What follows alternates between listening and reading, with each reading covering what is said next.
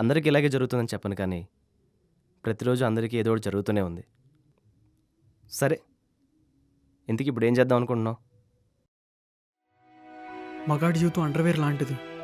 దానికి ఎన్ని బొక్కలున్నా దాని రెస్పాన్సిబిలిటీ అది క్లియర్గా చేస్తుంది. ఇలా లైఫ్ లీడ్ చేయడం కష్టమే. అందుకే ఒక డిసిషన్ తీసుకున్నా. అంటే